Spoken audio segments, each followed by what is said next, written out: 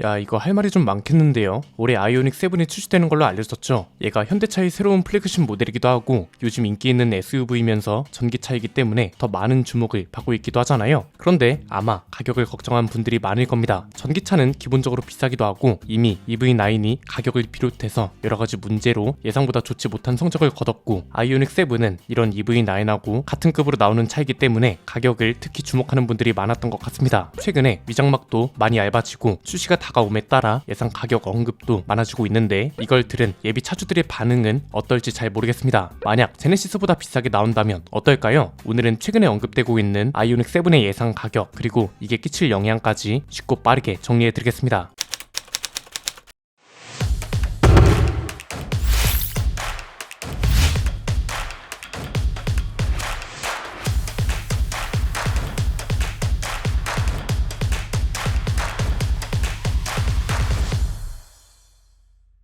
최근에 아이오닉 7 테스트카가 꽤 자주 포착되고 있습니다. 핵심은 두꺼운 위장막을 벗어 던졌다는 건데 이렇게 예측이 어려운 차는 또 처음인 것 같습니다. 앞모습은 콘셉트카랑 비슷한 것 같기도 하고 현행 팰리세이드와 그랜저가 보이기도 하거든요. 그런데 뒷모습은 또 스타리아랑 굉장히 유사하면서도 콘셉트카와 비슷하게 나오는 게 맞는지 콘셉트카의 느낌을 제대로 살렸을지 이런 게 전혀 감이 안 온다고 해야 할까요? 실제 양산형 모델이 나왔을 때 대략 어떤 분위기일지조차 감이 안 와서 실물이 굉장히 궁금한 차 중 하나인 것 같습니다. 뒷모습은 심지어 SUV가 아니라 미니밴 같은 느낌도 있죠. 만약 9인승 모델이 나온다면 KGM이 굉장히 머리 아파질 수 있을 것 같다는 생각도 들더라고요. 여러모로 기대 포인트가 많은데 아무래도 가격을 궁금해하는 분들이 많으실 걸로 보입니다. 이게 살짝 문제가 될 수도 있을 것 같은데요. 출시가 다가오면서 가격도 슬슬 언급되고 있거든요. 물론 아직까지는 예상 가격이긴 하지만 언급되고 있는 범위가 좀 심상치 않습니다. 최근에 언급되고 있는 가격 범위가 시작 가격은 7천만원 후반대, 풀옵션은 1억 원이 육박할 거란 겁니다. 와, 이러면 이거 풀옵션 가격은 몰라도 시작 가격은 EV9보다 못해도 500만원 넘게 비싸게 나온다는 소리잖아요. 이게 문제가 될 수밖에 없는 이유가 최근 들어 가성비 전기차 관련 보도가 많아지면서 올해 출시된다는 이유만으로 아이오닉 7도 같이 언급되는 경우가 많았습니다. 그래서 그런지 저렴한 가격을 더욱 기대했던 분들도 많았을 것 같은데 이런 기대를 가졌던 분들 사이에서 괜히 기다렸다, 이 가격이면 다른 수입차도 고민해 봐야겠다 이런 말도 나오는 거죠. 만약 진짜 이 가격으로 나오면 어떻게 될까요? 전망해보면 이렇습니다. 크게 세 가지인데요. 첫 번째는 EV9하고 비슷한 판매량이 나올 가능성이 많아집니다. 왜냐하면 조건이 너무 비슷하거든요. 같은 국산차고 대형 SUV고 전기차면서 가격은 7천에서 1억 원 사이, 스펙만 들으면 EV9을 설명하는지 아이오닉 7을 설명하는 건지 구분하기 힘들 정도입니다. 사실 EV9은 안타까운 차종 중 하나죠. 서울 모빌리티 쇼에서 처음으로 공개되면서 그리고 기아가 야심차게 공개했던 차이기도 했기 때문에 관심도 굉장히 뜨거웠습니다. 사전 계약 대수가 말해주잖아요. 이 정도 가격대에 이 정도 체급의 차치고는 굉장히 많은 계약 건수를 기록했습니다. 그런데 실제 판매량은 뒤에서 살펴보겠지만 그렇지 못했습니다. 이유야 너무 많았죠. 사실 가격 때문인 것도 있지만 EV9은 여론적으로도 운대가 잘 맞지 않았다고 해야 할까요? 더 냉정하게 말하면 회사 책임이라고도 볼 수 있고요. 출시 초기부터 품질 문제로 뉴스에 여러 번 오르내리고 이게 또 동력 상실로 인해서 도로 한가운데에서 멈춰버리는 큰 문제였기 때문에 제품 이미지가 초반부터 굉장히 안 좋았습니다. 그러다가 리콜을 결정하면서 기존에 생산되어 있던 차들의 고객 인도까지 중단됐죠. 이렇게 되니 판매량 집계도 중단되고 당연히 판매량 숫자는 안 나오고 이게 결국은 판매 부진 기사와 연결되기 시작합니다. 그러다가 직원 할인, 재고차 할인 같은 게 크게 이슈가 되고 여러모로 긍정적인 여론을 가져가기 힘든 차였습니다. 두 번째는 만약 판매량이 EV9하고 비슷해진다면 여러모로 복잡해진다는 겁니다. 초기에 여러가지 이슈가 있었고 본격적인 고객 인도가 9월부터 됐다고 생각하고 자료를 보면 EV9은 이 기간 동안 5,059대가 팔렸습니다. 이건 전체 판매량 30이고요. E클래스는 물론이고 트랙스, 토레스, 모닝 이런 차들보다도 훨씬 안 팔린 겁니다. 그런데 판매량 숫자에서 중요한 게 있습니다. 숫자만 문제가 아니란 건데 일단 선택의 기로에 서게 되죠. 여기서 말하는 선택은 두 가지입니다. 이 판매량을 인정할 거냐 아니면 인정하지 않고 전략을 완전 바꾸느냐인데요. 판매량을 인정한다는 건 굴복한다, 포기한다 이런 내용이 아닙니다. 원래 이 정도 체급, 이 정도 가격대에서는 나쁘지 않은 판매량이라는 걸 인정한다는 거죠. EV9의 9월부터 12월까지의 판매량을 보면 월 평균 1260대 정도 팔린 거란 말이죠. 1년으로 치면 연 15,120대인데 가격대나 체급을 생각하면 평균적입니다. 실제로 브랜드 내에서 비슷한 위치에 있고 비슷한 가격인 차들의 판매량을 보면 대략 이 정도 연 판매량을 보여주거든요. 그래서 아예 이 정도 가격대에 이 정도 위치에 있는 차에서 나올 수 있는 평균적인 판매량이라는 걸 인정하면 이게 오히려 깔끔한 방법이 될 수 있다는 거고요. 그런데 만약 그렇지 못하고 전략을 모두 바꿔야 한다는 쪽으로 간다면 복잡해집니다. 여기서 말하는 전략이라는 건 플래그십 모델로서의 판매량이 아니라 그냥 대형 SUV라고 생각할 때 한마디로 내연기관 팰리세이드만큼 판매량이 나와야 한다고 생각하면 전략이 모두 바뀌어야 한다는 겁니다. 가장 먼저 가격부터 조정되어야겠죠. 팰리세이드는 3천만원 후반대에서 시작해서 풀옵션도 5,500만원을 왔다 갔다 합니다. 보조금 포함 가격으로 아이오닉 7도 이 정도 가격대가 나오는 게 우선 되어야 한다는 겁니다. 일단 아이오닉 7의 가격이 이 정도로 수정됐다고 가정하면 여기서 끝나는 게 아니기 때문에 복잡한 건데요. 이미 팔리고 있는 전기차, 앞으로 출시할 전기차들 모두 가격대를 변경해야 합니다. 예컨대 보조금 포함 가격 기준으로 아이오닉 7 가격이 4천만원부터 5,500만원 수준이에요. 그럼 아래에 있는 아이오닉 6는 보조금이 평균 1,000만원이라고 가정하면 실구매 가격은 4,200만원부터 5,700만원까지 올라갑니다. 물론 차 가격에 따라 보조금 지급 액수가 달라지긴 하지만 그냥 계산 편의상 모두 1,000만원이라고 하자고요. 이미 아이오닉 7보다 시작 가격하고 풀옵션 가격 모두 비싼 거죠. 이건 아이오닉 5도 마찬가지입니다. 평균 보조금 포함 시작 가격이 4천만원부터 5,600만원대까지 올라갑니다. 그냥 쉽게 비하하면 투싼을 팰리세이드보다 비싸게 팔고 있다는 거고, 그래서 지금 팔리고 있는 전기차들도 아이오닉 7하고 가격대가 겹치지 않도록 내리는 작업이 동시에 이뤄져야 하는 건 물론이고, 앞으로 출시되는 차 당장 코앞에 있는 게 캐스퍼 전기차죠. 얘도 레이 전기차처럼 실구매 가격이 2천만원대가 아니라 적어도 내연기관 캐스퍼 정도인 1,000만원 중후반대로 내려가야 할 수밖에 없다는 겁니다. 세 번째는 이게 아예 불가능한 얘기는 아니기 때문에 더 주목이 된다는 겁니다. 왜냐하면 어차피 전기차 시장은 가격을 내연기관차처럼 생각하면 안 됩니다. 내연기관차만 팔리던 시절, 예컨대 5천만원대에 팔리던 그랜저를 갑자기 2천만원대로 내려버린다?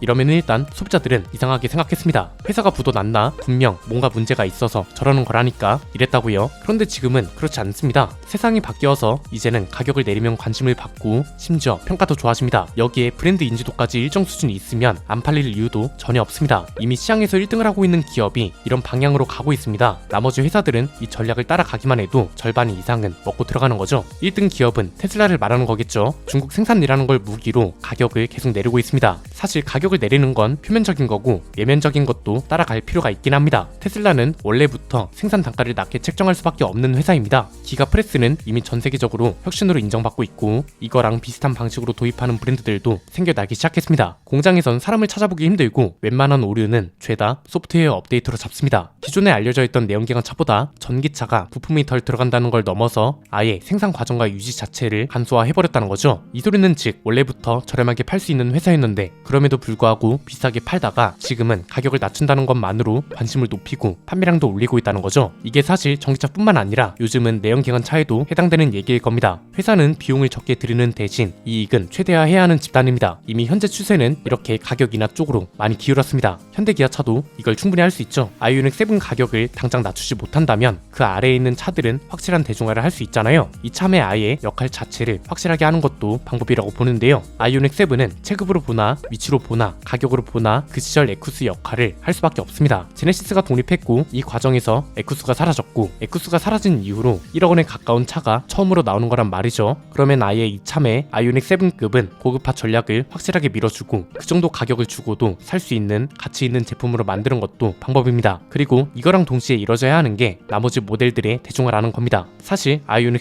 6, 아이오닉 5, EV6 이런 차들은 고급화 전략과 맞지 않습니다. 이 차들은 판매량을 많이 기록해서 점유율을 많이 차지하도록 해야 하는 차들이니까요. 얘네는 아이오닉 7하고 반대로 가격을 하향 조정해서 진정한 대중화를, 아이오닉 7은 아예 플래그십 모델이라는 걸 확실하게 어필해서 현대차의 전기차 브랜드 가치를 높이는 것도 방법이라는 겁니다. 물론 전제 조건은 당연히 있습니다. EV9처럼 초기 품질 문제가 논란이 되면 절대 안 되고 오히려 이걸 역이용해서 기존과는 전혀 다른 현대차의 플래그십 모델이 나왔다는 걸 강조하고 눈에 보이는 것들과 분위기도 그 시절 에쿠스급으로 나오지 않는다면 이런 전략도 힘들 겁니다. 어떻게 나오든 이미 재료는 충분합니다. 그리고 전력도 충분히 펼칠 수 있는 역량을 가진 회사이기 때문에 테슬라처럼 전환의 계기만 한 번쯤 있었으면 좋겠습니다. 지금 이 상태 그대로인 상황에서 아이오닉 7이 비싸게 나와버리면 굉장히 의미 없는 차가 될 수도 있기 때문에 플래그십 모델로서의 역할도 그렇다고 판매량 상승에 기여하기도 어렵지 않을까요? 오늘 내용은 여기까지입니다. 내용이 유익하셨다면 구독과 좋아요 알림 설정 부탁드립니다. 지금까지 저는 안피디였습니다. 감사합니다.